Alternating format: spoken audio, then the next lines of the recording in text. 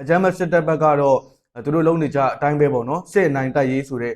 ပုံစံပဲပေါ့နော်စစ်နိုင်ရဖို့အတွက်ကိုဘယ်လောက်ထိရုံမှာသူတို့ကရုံမှာအောင်မှာဖြစ်ပါတယ်ဒီတော့အောက်ခြေစစ်သားတွေအနေနဲ့ဘယ်လိုမျိုးတွေးမလဲပေါ့နော်ကိုမင်းတို့ဆိုလောက်တော့မှတန်ဖိုးရှိရလားတန်ဖိုးထားခံရလားဆိုတာကိုလည်းစဉ်းစားစေချင်ပါတယ်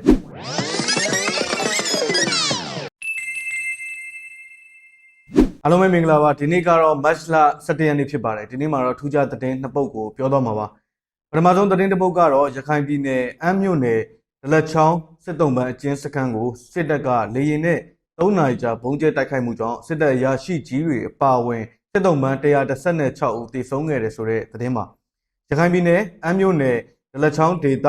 စစ်တုံးပန်းအကျဉ်းစခန်းကိုအကြမ်းဖက်စစ်တပ်ကလေရင်နဲ့3နာရီကြာဘုံကျဲတိုက်ခိုက်ခဲ့ခြင်းကြောင့်ဖမ်းဆီးရရှိထားတဲ့စစ်တပ်ကအရာရှိကြီးများအပါအဝင်စစ်တုံးပန်းနဲ့ရက်သားတုံးပန်း116ဦးသေဆုံးခဲ့တယ်လို့ AA ကဒီကနေ့သတင်းထုတ်ပြန်ထားတာတွေ့ရှိရပါတယ်။မလ8ရက်နေ့နနက်7:00နာရီ2မိနစ်ကနေမွန်းလွဲ2:28မိနစ်အထိကိုအကြမ်းဖက်စစ်တပ်ကဂျက်ဖိုက်တာ4စီး၊ဝိုင်တွဲ4စီးနဲ့အမျိုးနယ်ဒလက်ချောင်းဒေသမှာရှိတဲ့စစ်တုံးပန်းအကျဉ်းစခန်းကို3နာရီကျော်မရမနာစက်တိုက်ဘုံကျဲတိုက်ခိုက်ခဲ့ကြောင်းသိရှိရပါတယ်။စစ်တပ်ရဲ့လူမဆန်စွာဘုံကျဲတိုက်ခိုက်မှုကြောင့်စစ်တုံးပန်း116ဦးသေဆုံးခဲ့ပြီးတော့32ဦးထိခိုက်ဒဏ်ရာရရှိခဲ့ကြောင်းထို့ပြင်ထိခိုက်ဒဏ်ရာရရှိသူတွေအပါအဝင်ပြင်းထန်သူများအပါအဝင်ဒဏ်ရာရရှိသူအများပြားရှိကရဲသားစစ်တုံးပန်းတချို့လည်းသေဆုံးဒဏ်ရာရစင်းထဲမှာပါဝင်ခဲ့ကြောင်းသိရှိရပါတယ်။ရခိုင်ပြည်နယ်အတွင်းအကြမ်းဖက်စစ်တပ်ကလေကြောင်းကနေအကြမ်းဖက်တိုက်ခိုက်မှုဖြစ်စဉ်တွေအားလုံးထဲမှာစစ်ကော်မရှင်တပ်ဖွဲ့ဝင်များစစ်တုံးပန်းအသေးအပြောက်အများဆုံးဖြစ်စဉ်ဖြစ်ပြီးတော့စစ်ဘက်အရာရှိကြီးများစွာလည်းဝဲချင်းပြီးသေဆုံးခဲ့ကြောင်း AA ကပြောဆိုထားပါတယ်။စစ်တုံးပန်းအလောင်းတချို့ကမြည်သူမြည်ဝါမှန်းစစ်ဆေးရလောက်အောင်လို့ခက်ခဲနေကြောင်းခန္ဓာကိုယ်အစများတစားမှမရရှိသောပျောက်ဆုံးအလောင်းများလည်းရှိနေခြင်းကြောင့်အသေးစိတ်အချက်လက်များကိုစစ်ဆေးပြီးတဲ့အချိန်မှသာဆက်လက်တင်ပြသွားတာမျိုးတွေပြုလုပ်မယ်လို့လည်းသိရှိရပါတယ်။ပြီးတော့ဒီသတင်းနဲ့ပတ်သက်ပြီးတော့ပြောရမယ်ဆိုရင်တော့ရှေ့မှာလည်းဒီလိုမျိုးဖြစ်စဉ်ကရှိခဲ့တယ်ပေါ့နော်။တုံးပန်းတွေထားရှိတဲ့အချင်းစခန်းကိုပုံကျဲတိုက်ခိုက်ခဲ့တာမျိုးနော်တုံးပန်းတွေတိတ်ဆုံးသွားတဲ့ဟာမျိုးတွေအများကြီးရှိခဲ့တယ်ပေါ့နော်။ဒါကတော့ဒုတိယမြောက်ပေါ့နော်ကျွန်တော်သိရသလောက်တော့ဒုတိယမြောက်သို့ပေမဲ့လည်းဒီသတင်းမှာကျတော့ရုပ်ဦးရေပေါ့နော်လူဦးရေရာနဲ့ချီပြီးတော့အသေးဆုံးတာလည်းတွေ့ရှိရတယ်အကြမ်းဖက်စစ်တပ်ဘက်ကတော့သူတို့လုံးနေကြအတိုင်းပဲပေါ့နော်စစ်နိုင်တိုက်ရေးဆိုတဲ့ပုံစံပဲပေါ့နော်စစ်နိုင်ရဖို့အတွက်ကိုဘယ်လောက်ထိရုံမှာသူတို့ကရုံမှာအောင်မှာဖြစ်ပါတယ်ဒါတော့ဒီကိုဘက်ကလူကဟိုဘက်ကိုရောက်သွားခဲ့တယ်ဆိုရင်တော့မှတုံပန်းဖြစ်နေဖမ်းဆီးခံထားရတယ်ဆိုရင်တော့မှကယ်ဆယ်ဖို့နေနေတာနော်ကိုဘက်ကလူကိုတော့မှတတ်ဖို့အတွက်ကိုသူတို့အတွက်ဝင်မလေးပါဘူးเนาะအဓိကကတော့သူတို့စစ်နိုင်နေဆိုတဲ့ရလက်เนาะတိတ်ခါကိုပဲသူတို့ကပို့ပြီးတော့မှညှိနှိုးတာဖြစ်ပါတယ်ဒီတော့အကြမ်းဖက်စစ်တပ်ကသူ့ရဲ့ဘတ်တော်သားသူ့ရဲ့တပ်ဖွဲ့ဝင်တွေဖြစ်တဲ့เนาะတုံပန်းတွေပေါ့เนาะအေးအတွက်ဆိုရင်တော့တုံပန်းတွေဖြစ်တယ်ဒါပေမဲ့သူ့ရဲ့တပ်ဖွဲ့ဝင်တွေပေါ့เนาะအဲ့လိုမျိုးတပ်ဖွဲ့ဝင်တွေကိုတော့မှဒီလေကြောင်းကနေဘုံကျဲပြီးတော့အစအနဖျောက်လိုက်တာမျိုးလုပ်တယ်ဆိုတော့เนาะတခြားဘက်ကဒါဒီတော်လိုင်းရေးတပ်ဖွဲ့ဝင်တွေစီကဒါဒီဖန်စီရမိတဲ့တုံပန်းတွေเนาะသူတို့ဖန်စီရမိတဲ့လူတွေဒါဆိုရင်တော့လုံးဝကိုမတွေးရဲစရာပဲပေါ့เนาะရက်ဆက်မှုတွေပြုလုပ်မှာဖြစ်ပါတယ်အဲ့တော့အောက်ခြေမှာရှိတဲ့เนาะစစ်သားတွေကိုလည်းကျွန်တော်ရှေ့ရက်ကလည်းပြောခဲ့တယ်ပေါ့เนาะဒီကို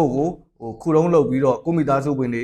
နစ်နာမဲ့ဟာကိုခုလုံးလုပ်ပြီးတော့မှဒီကောင်းနေအာနာရှင်တွေကပဲအပေါ်မှာเนาะအာနာတည်မြဲဖို့เนาะချမ်းသာဖို့ကိုပဲဆက်ပြီးတော့လုပ်နေတာဖြစ်တယ်အဲ့တော့ခုလုံးလုံးမခံကြဖို့အတွက်ကိုလည်းပြောချင်တယ်ရှင်းရှင်းပြောရရင်တော့ဒီမှာအတင်းအဓမ္မစုဆောင်းခတ်ထားရတဲ့နော်လူရွယ်တွေလည်းစစ်တပ်ထဲကိုမရောက်ဖို့အတွက်ကိုကနော်အဓိကပေါ့နော်ပထမဆုံးအချက်ကတော့ဒီစစ်တပ်ထဲမရောက်ဖို့အတွက်ကိုအဓိက view site တင်တယ်ရောက်သွားခဲ့တယ်ဆိုရင်တော့မှကိုဘယ်လိုမျိုးထွက်ပြေးရမလဲကိုဘယ်လိုမျိုးကိုအသက်ရှင်ရေးအတွက်နော်ဘယ်လိုမျိုးလုပ်ရမလဲအခုလိုမျိုးဒီလက်နက်ချတယ်နော်အလံဖြူပြတယ်တုံပန်းအဖြစ်နဲ့ရှိနေရင်တော့မှနော်တစ်ဖက်ကဘာမှမလုပ်ဘဲနဲ့ကိုယ့်ရဲ့ရန်သူကတော့ဘာမှမလုပ်တာကိုဒီဘက်ကကိုယ့်ရဲ့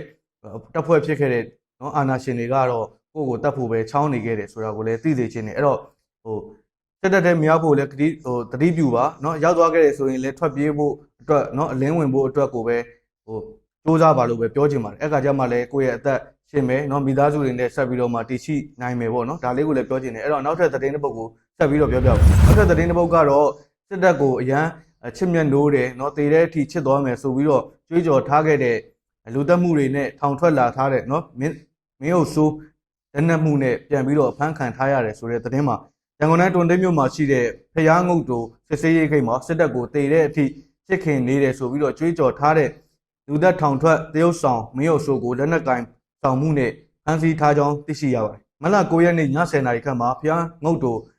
စစ်ဆေးရေးဂိတ်မှာပူပေါင်းဖွဲ့ကဖြတ်တန်းသွားလာနေတဲ့ရင်တွေကိုရက်တန့်စစ်ဆေးရှာဖွေရမှာဒလမျိုးဘက်ကနေတွန်တေးမျိုးဘက်ကိုဒလတွန်တေးကားလန်အတိုင်းရင်မောင်းအောင်နိုင်ထွန်းခေါ်မင်းအုပ်ဆိုးမောင်းနှင်လာတဲ့ရင်မှတ် 1GN 87S အနက်ရောင်ရင်ကိုရက်တန့်စစ်ဆေးခဲ့ကြောင်းထို့သောရှာဖွေရမှာရင်ပေါ်မှာချက် Republic စာတန်းပါတဲ့ပစ္စတို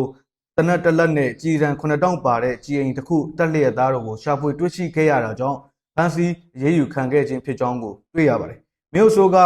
သူကတူကာကွယ်ခုခံပိုင်ခွင့်အတွက်တနက်ကင်ဆောင်ထားခြင်းဖြစ်ကြောင်းနဲ့မြည်သည့်အကြမ်းဖက်ဖွဲ့စည်းနှင့်မှပတ်သက်ဆက်နွယ်မှုမရှိကြောင်းဖတ်ဆိုခဲ့တော်လဲလက်နက်ကင်ဆောင်မှုနဲ့ပတ်သက်ပြီးတော့ခွင့်ပြုချက်တစုံတရာပြသနိုင်ခြင်းမရှိတဲ့အတွက်ကြောင့်ဥပဒေနဲ့အညီရေးယူဖို့အတွက်ကိုတွန်တေးမြို့မှာရဲစခန်းမှာလက်နက်ဥပဒေပုံမှန်24နဲ့အမှုဖွင့်ဆောင်ရွက်ထားကြောင်းသိရှိရပါတယ်။တရုတ်ဆောင်မင်းအုပ်စိုးကတော့2014ခုနှစ်ဒီဇင်ဘာ25ရက်နေ့မှာသူထုတ်ဝေထားတဲ့တရပါမဂဇင်းကအက်ဒီတာမတေးနုရင်ကိုတပ်ဖြတ်ခဲ့တဲ့မှုနဲ့လူသက်မှုနဲ့2015ခုနှစ်ဇူလိုင်လ29ရက်နေ့မှာထောင်ဒဏ်တသက်တကြွချမှတ်ခံခဲ့ရကြောင်း2021ခုနှစ်စစ်တပ်ကအာဏာသိမ်းချိန်မှာလူငင်းချမ်းသာခွင့်နဲ့ပြန်လည်လွတ်မြောက်လာခဲ့ပြီးတော့ထောင်ကနေလွတ်မြောက်ပြီးတဲ့နောက်ပိုင်းမှာ2022ခုနှစ်မှာ OA6 တဲခိုကန်းကိုမင်းအုပ်စိုးနဲ့အဖွဲ့ကဝင်ရောက်ရန်ကားပြီးတော့ရိုင်းနှက်ဓမြတိုက်ခဲ့ကြောင်းအဲ့ဒီနောက်မှာထွက်ပြေးတိမ်းရှောင်ခဲ့ကြောင်းလည်းတွေ့ရှိရပါတယ်နော်အဲ့ဒီနောက်ဒီ OA6 တဲခိုကန်းကနေရိုင်းနှက်ခံရသူတွေကအမှုဖွင့်တဲ့အကြောင်းမင်းအုပ်စိုးကိုဓမြမှုဆဲဆုံမှုပိုင်နဲ့ကျူးလွန်မှုချင်းချောက်မှုတွေနဲ့ဗဟန်းမြို့မှာရဲစခန်းကရဲတပ်ဖွဲ့ကအမှုဖွင့်ပြီးတော့တရားရုံးကဖမ်းဆီးဖို့အတွက်ကိုဖမ်းဝရမ်းထုတ်ခဲ့ကြောင်းထွက်ပြေးတိမ်းရှောင်နေတဲ့အတွက်ကြောင့်သူ့ရဲ့ဗဟန်းမြို့နယ်ဖိုးစိန်နေအိမ်ကို2023ခုနှစ်ဖေဖော်ဝါရီလ16ရက်နေ့မှာစစ်တပ်ကချိတ်ပိတ်လိုက်ကြောင်းသိရှိရပါတယ်2023ခုနှစ်မှာဓမြမှုနဲ့ထွက်ပြေးတိမ်းရှောင်နေတဲ့အချိန်မှာပဲမင်းအုပ်စိုးကစစ်တပ်နဲ့ကြမ်းဖို့ပါတီခေါင်းဆောင်တွေကိုအကူအညီတောင်းခံခဲ့ပြီးတော့စစ်တပ်ကိုတည်တဲ့အထိချစ်ခင်သွားမည်ဖြစ်ကြောင်းကိုပြောဆိုခဲ့ပါတယ်နောက်ဆုံးဖက်သက်အထိစစ်တပ်ကိုချစ်ခင်ယုံကြည်အားကိုးလေးစားနေမည်ဖြစ်ကြောင်းကိုလည်းသူ့ရဲ့လူမှုကွန်ရက်မှာရေးသားပြီးတော့ဖားရအကူအညီတောင်းခံခဲ့တယ်ပေါ့နော်အဲ့ဒီလိုရေးသားခဲ့ပြီးတဲ့နောက်ပိုင်းမှာစစ်တပ်နဲ့ကျန်းဖို့ပါတီကမင်းအုပ်စိုးကိုကူညီခဲ့ပြီးတော့ဗဟန်းမြို့နယ်ရဲစခန်းမှာမှုဖွင့်လှစ်ထားတဲ့ဓမြမှုကိုစစ်တပ်ကပြန်လဲသိမ်းပေးခဲ့ကြောင်းသိမ်းပိတ်ခဲ့တဲ့မင်းအုပ်စိုးရဲ့နေအိမ်ကိုလည်းစစ်တပ်ကပြန်ပေးခဲ့ပြီးတော့ဓမြမှုနဲ့အမှုဖွင့်ခဲ့သူတွေကိုလည်းမင်းအုပ်စိုးကရော်ကြေးဖြစ်ငွေပေးခဲ့ရကြောင်းသိရှိရပါတယ်မင်းအုပ်စိုးက2025ခုနှစ်အတွင်းမှာကျန်းဖို့ပါတီရဲ့မဲဆွယ်စည်းရုံးရေးမှာပါဝင်ခဲ့ပြီးတော့ကျန်းဖို့ပါတီဥက္ကဋ္ဌခင်ရီနဲ့လည်းမကြာခဏတွေ့ဆုံလေးရှိပါတယ်2025ခုနှစ်ဩဂုတ်လ16ရက်နေ့မှာရန်ကုန်မြို့ကျန်းဖို့ပါတီချုပ်ရုံးမှာခင်ရီပါဝင်ကျန်းဖို့ပါတီဗဟိုလုံးမှုဆောင်တွေနဲ့လည်းတွားရောက်တွေ့ဆုံခဲ့တယ်လို့လည်းသိရှိရပါတယ်။ဒါတော့ဒီတရုတ်ဆောင်မင်းအုပ်စိုးကတော့နော်ရှေ့မှာလည်းပြစ်မှုတွေအများကြီးလုပ်ခဲ့တယ်နော်လူသက်မှုနဲ့ထောင်ဒဏ်တသက်တကြွကြခံထားခဲ့ရတာပေါ့နော်ဒီ NLD ဆိုရလက်ထက်မှာထောင်ဒဏ်တသက်တကြွကြခဲ့တယ်။ဒါပေမဲ့အာဏာသိမ်းပြီးတဲ့နောက်ပိုင်းမှာသူပြန်လွတ်လာခဲ့တယ်ပေါ့နော်လူငင်းချမ်းသာခွင့်နဲ့တိတ်မကြသေးခင်ကဒီ ICJ ကနေပြီးတော့မှဒီမြန်မာနိုင်ငံကိုတရားဆွဲဆိုထားတဲ့နော်ဂမ်ဘီယာပေါ့နော်ဂမ်ဘီယာကတရားဆွဲဆိုထားတဲ့အမှုမှာလည်းဒီ ICJ ကိုကန့်ကွက်ရှုံချကြောင်းနော်မြန်မာနိုင်ငံအတွက်ရက်တီကြောင်းမြန်မာစစ်တပ်ဘက်ကနေရက်တီကြောင်းပေါ့နော်လောက်ရက်တီကြောင်းအဲ့ဒီလောက်ထောက်ခံပွဲတွေပေါ့နော်မြန်မာနိုင်ငံကကိုယ်စားလှယ်တွေကိုထောက်ခံပွဲတွေလုပ်တဲ့ချိန်မှာလည်းမင်းအုပ်စိုးတို့ပါခဲ့ပါနော်မင်းအုပ်စိုးတို့လူမိုက်ဆန်တွေအဖွဲ့လိုက်တွေနော်ဒီအင်တာဗျူးဗီဒီယိုတွေလည်းရှိခဲ့တယ်ပေါ့နော်အဲရှင်းရှင်းပြောရမယ်ဆိုရင်တော့ဒီရှေ့ကသတင်းမှာဆိုရင်တော့အကြမ်းဖက်စစ်တပ်ကသူ့ရဲ့နော်သူ့အတွက်ကိုရှင်းပြောရင်မင်းအောင်လှိုင်အတွက်အသက်ပေးပြီးတော့လှုပ်ခဲ့တဲ့နော်တိုက်ပွဲဝင်ခဲ့တဲ့စစ်သားတွေကိုတော့တုံ့မှန်းဖြစ်သွားတဲ့အချိန်မှာတော့ဒီလေရင်နဲ့ဘုံကျဲပြီးတော့တိုက်ခိုက်တာမျိုးပြုလုပ်တယ်။ဒါပေမဲ့ဒီဘက်မှာဘာမှသုံးစားမရတဲ့လူနော်ပြစ်မှုတွေလည်းအများကြီးလုပ်ပြီးတော့မှဒီမကောင်းတာတွေပဲလုပ်နေတဲ့ကောင်တကောင်ကိုကြတော့သူတို့ကဒီလူငင်းချမ်းသာခွင့်တွေပေးတယ်အများနဲ့ကာကွယ်မှုတွေပေးတယ်ပေါ့နော်ဒီလိုမျိုးလူနဲ့တောင်မှခင်ရီတို့ကလက်ဆွဲနှုတ်ဆက်တာမျိုးတွေနော်အတူတူဘေးချင်းကထိုင်တာမျိုးတွေလုပ်နေတယ်ဆိုတော့ကျန်းဖို့ကနော်ဥက္ကဋ္ဌဖြစ်တဲ့ခင်ရီကရောဘယ်လိုမျိုးစိတ်သက်ရှိလဲဆိုတာကတော့ခံမှန်းလို့ရမယ်လို့ထင်ပါတယ်။ဒါတော့ဆက်ပြီးတော့ပြောရမယ်ဆိုရင်တော့နော်မကောင်းတာလုပ်တဲ့ကောင်ကိုကာကွယ်ပေးတယ်စစ်တပ်ရဲ့နော်ဒီအာဏာသိမ်းကာလမှာပို့ပြီးတော့မှဆိုးရွားကိုဖြစ်လာတာပေါ့နော်လူမိုက်ဆန်တွေဓမြလိုလူမိုက်လိုကောင်တွေပေါ့နော်ရန်ကားတဲ့ကောင်တွေကိုကြတော့လက်နက်ကင်ဆောင်ခွင့်တွေပေးတယ်ပြူစောထီတွေဖွဲ့စည်းခွင့်တွေပေးထားပြီးတော့မှဒီစစ်တပ်အတွင်းထဲမှာရှိနေတဲ့အောက်ခြေစစ်သားတွေကိုကြတော့ဖိနှိပ်မှုတွေနော်တပ်ဖြတ်မှုတွေအချင်းချင်းပြန်ပြီးတော့လုပ်နေတာမျိုးတွေတွေ့ရှိရတယ်ပေါ့ဒီတော့အောက်ခြေစစ်သားတွေအနေနဲ့ဘယ်လိုမျိုးတွေးမလဲပေါ့နော်ကိုမင်းအုပ်ဆိုးလောက်တော့မှတန်ဖိုးရှိရလားတန်ဖိုးထားခံရလားဆိုတာကိုလည်းစဉ်းစားစေချင်ပါတယ်ဒါတော့နောက်တစ်ခုကတော့ဒီအကြမ်းဖက်စစ်တပ်အုပ်ချုပ်တဲ့ကာလနော်အာဏာသိမ်းထားတဲ့ကာလအတွင်းထဲမှာ တော်တော်လေးလဲလက်နက်တွေကင်ဆောင်ထားတာမျိုးတွေတွေ့ရှိရတယ်เนาะလူမိုက်ဆန်ဆန်ကောင်းနေလက်နက်တွေကင်ဆောင်ထားတဲ့အတွက်ကြောင့်ဒီတမအာဇီဝကြကြနဲ့လောက်ကင်စားတောက်နေတဲ့ပြည်သူတွေအနေနဲ့တော်တော်လေးလဲအန္တရာယ်များတာမျိုးတွေရှိအန္တရာယ်များတယ်ပေါ့နော်အန္တရာယ်လည်းများတယ်ပြီးတော့ချင်းချောင်းမှုတွေငွေညှင်းမှုတွေเนาะအနိုင်ကျင့်ခံရမှုတွေလည်းပို့ပြီးတော့မှဆိုးလာတာပေါ့နော်တန်းတူခွင့်ရေးဆိုတာမျိုးထက်သာမတက်ပေမတက်ကောင်တွေကလက်နက်လေးရထားတော့အနိုင်ကျင့်ခွင့်တွေเนาะငွေညှင်းခွင့်တွေအများကြီးရရှိနေတာကိုလည်းမြင်တွေ့ရတာဖြစ်ပါတယ်ဒီတော့ပြည်သူတွေအနေနဲ့လည်းပို့ပြီးတော့မှယူဆိုင်ဖို့လိုအပ်တယ်เนาะဒီနေ့သတင်းတစ်ပုဒ်ကတော့ဒီအောက်ခြေစစ်သားတွေတမိုးထားမခံရတာเนาะကာကွယ်မခံရတာကိုတော့ပို့ပြီးတော့မြင်သာပါတယ်ဒါတော့ပြည်သူတွေအနေနဲ့တက်ပြီးတော့မှဒီဘလိုမျိုးတွေเนาะအနိုင်ကျင့်ရုံမာမဲ့လူမိုက်လူရန်ကားတွေဘယ်လောက်ထိပို့ပြီးတော့များလာမလဲဘယ်လောက်ထိအနိုင်ကျင့်မှုတွေပို့ပြီးတော့များလာမလဲဆိုတာကတော့တက်ပြီးတော့